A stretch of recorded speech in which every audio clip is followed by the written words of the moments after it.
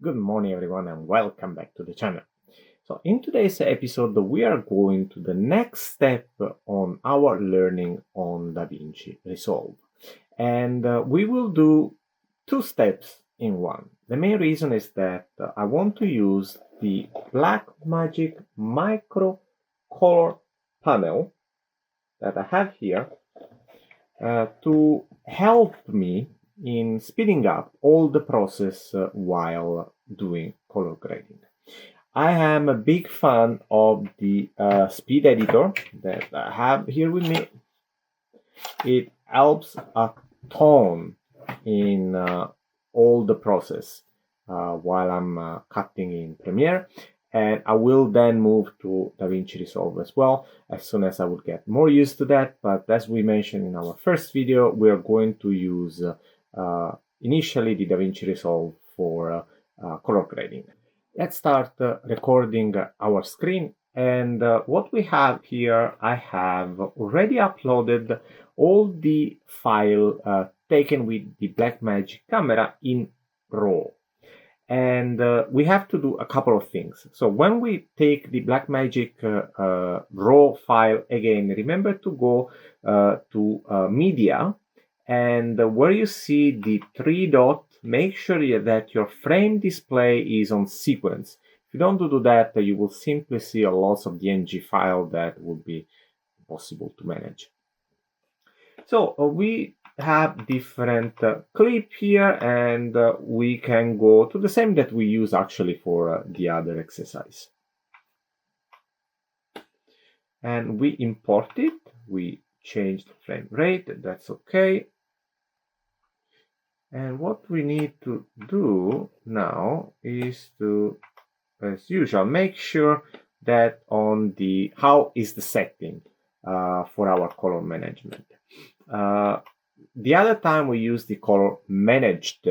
That means, again, DaVinci is going to do everything for us. This time we will make sure to choose DaVinci YRGB. We can choose ACES, but that's another episode, another things that we will check another day. So DaVinci YRGB, timeline Rec 709, output color space Rec 709. Not change needed in this case because I already had that done. Okay, we import the clip, and then we go to color, where we see our first node. Now what we do is let's add 4 nodes. Why, you will say, why 4? That's a lot. Yes, but the main goal is that we will have the need to control better each of the layer that we are going to have for this clip. And the main reason why we are adding so many nodes instead of just making the change on one single node is that whenever you want to go back and make some changes, if you have just one layer, one node, it's impossible to change that specific setting. While if we use one node per setting, it means that if we don't like anymore how the contrast actually was done, we simply go to that node and adjust it accordingly and make sure that our output image is the one that we are looking for. Okay, so now comes the magic here.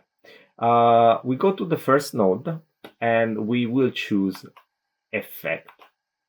When we choose effect, it was already selected, of course, we are going to look for CST, color space transform.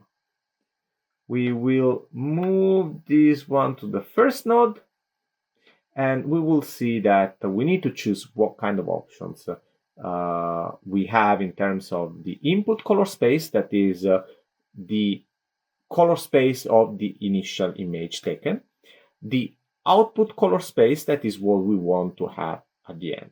Now, because we have all of these nodes in between, what we are going to do is that we are going to work on a color space that is actually wider, that is bigger than the Rec 709 that is our official output. So what we do, first of all, for input color space, we need to look for the Blackmagic design one. Now there are lots of them actually available, and you need to know which one is the right one. Mine should be the Blackmagic Design 4K Film Gen 1, and the input gamma should be the Blackmagic Design 4K film, if I remember correctly. And as output, what we have, we need to choose again this color space that is wider, and that is the DaVinci wide gamut. And as output gamma, what we are going to choose is the DaVinci intermediate. And as you can see, we have now all of this image that is completely flat, but that's the right things to do. Next is to go to the last node. Again, we will apply again the color space transform on it, but in this case, the input color space is not anymore the raw data of the image, the clip that we have taken. Instead, we will use the DaVinci wide gamut, and as input gamma, we will use the DaVinci intermediate. And as output color space, we are going to finally use the Rec 709. And for output gamma, I choose the gamma 2.2 because the idea is that this one is going to be uploaded on YouTube. If you're going to broadcast, I've learned that you should choose the gamma 2.4. I have no idea yet what's gamma 2.5, 2.6. If you know, write it down in the description down below. So, if we go number 1, Blackmagic to DaVinci, and number 5, DaVinci to Rec 709. Perfect. What actually allow us to understand? If we look at the CI chromaticity here, you can see that the Rec 709 is this small triangle, while the big curve that is outside the Rec 709 is our DaVinci wide gamut. That helps us to play with the settings, color, contrast, saturation, whatever, in a wider space. So we don't have to clip it. Imagine something like a sound. If you have, when you record the sound, if you have a wide space, even if you have high sounds, it will not be clipped. And the same concept can be applied here for the image. Imagine that you have this white space and the color will not be clipped. Okay, perfect. So we have now our node 2. That would be the first one that we need to use for our change. And one of the suggestions is to label the nodes, because that will help us to remember what are the settings that we are going to apply for that specific nodes. So for example, the first one, I want to play with the contrast. The second one, let's play with the saturation. The next one, let me try to use the same words used here. Let's try to play with the light.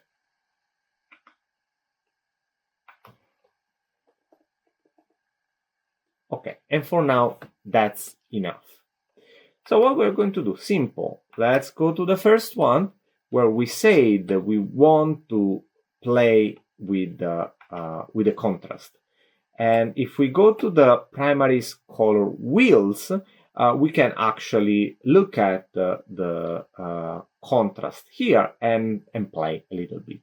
But because I have the micro color panel with me, I have the wheel here that turning it out will simply and easier change the contrast on the image. And let's say that this is actually probably a little bit too much for what we want. So let's reduce a little bit. Okay. And this approach actually helps you to have a little bit better control. Please be assured that you can do everything that I'm doing here just with mouse and keyboard. But let's be honest, it's easier. Once you understand and remember where all of these buttons and knobs are positioned, would be way easier to work this way. Let's say that the second one is saturation. And guess what? We have the saturation wheel. Well, we have the saturation knob. And let's increase the saturation. And to show you that we are increasing that,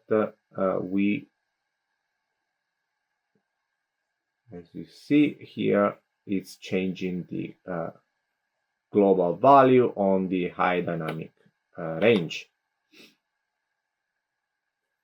And then let's say, okay, so we like this way.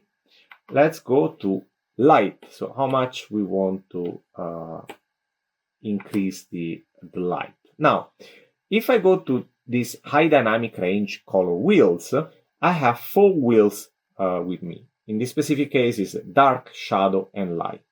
And guess what? In our micro color panel, we have 3 wheels, not 4. And starting from the left, the first wheel will correspond to dark, the second wheel will correspond to shadow, the third wheel will correspond to light. And we have a ball that will help us to change practically the value inside the circle. And the wheel around simply increase or decrease the let's say intensity of our image. So in this specific case, I am now going to move the wheel, and as you can see, I am increasing the exposure, so more light, and it's of course too bright. So we can easily go back. My computer, of course, is a little bit slow, but that's just a computer issue. And let's say that we want to change also from the light perspective how much color and which color are impacting the image. And let's see that we have our red that is too red. So we move the wheel down, and as you see, there is a change in color on the image itself. Let's go back to make it better, and let's make it a little bit more red, for example, and we simply move the ball on above direction. Let's go back, because of course this is too much. I'm doing some extreme example for your understanding. I increase the exposure, and I decrease the exposure really easily, and then I can move the wheel and then the ball, and this is changing. It's like adding a filter in front of your lens. Okay, one of that gel filter that change the color on your image. Now let's say that we mess up, and actually yes, we mess up a lot for this example. So we simply right-click on the node that we have messed up, and guess what? Simply clicking Reset Node Grade, we are able to remove all the changes that we have done. And that's another point why the node approach, the layer approach, is the right one, because if we had only one node and we have made a perfect image except the last part where we have messed up with our wheels and button and settings, and if I reset, I lose everything.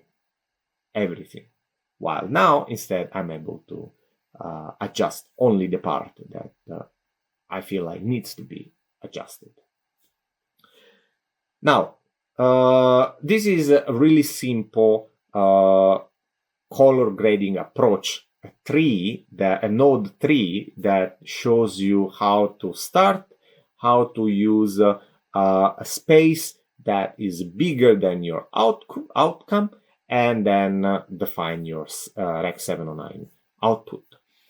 What we should do, and this is an exercise that we can see in the next video, is instead of adding nodes on in a serial way, one after the other, we can add on a parallel way. That means the way that they influence each other are on the same level, considering the initial settings that we have done. So in this specific case, our light is our node number 4. We add a node again, and just for easy use, we have if I found the mouse, okay. With the right click of your mouse, you can add the node option and add a parallel node. And that's what happened. See, they're all on the same. Okay, this is easier to visualize. Okay, they're easy to visualize, right? And now I did the same, just using the color panel. That is quicker because I have the button add node that as a base, I click and add a series of nodes. But the good point of this panel is that it has 2 shift key on the bottom left. And if I click, for example, shift up and keeping it click, I push on add node, I can add parallel nodes. So it's again, it's a way to speed up all the process. Now, in this specific case, I'm slow by myself. I'm not really doing anything special, just one clip. But if you consider to do that a little bit more professionally, or with a volume of clips that is actually bigger than one, as I'm doing now, having this type of tool can definitely speed up the whole process. And as much time you save, that's money for you and time that you can spend to do something else, like taking new videos, for example. Well, that's all for me for today. Hope that it helped. Usually, again, the serial nodes, let's consider that as the main settings that we want to change. The parallel nodes can be considered as the settings, the minor settings that you want to change in your footage. That's all for me for today. Thank you for watching. I know it's a little bit long, but it's not something easy. It takes a little bit of time to explain and try to understand how to use DaVinci Resolve, because it's really powerful tool. I'm happy that I have started it, and I want to continue with a longer series of clips, so that I will not just benefit on the color grading part, but also how to cut each of the scene, put together, and again, start moving from Premiere to DaVinci. Thank you for watching, and as usual, till next time, stay click. Bye.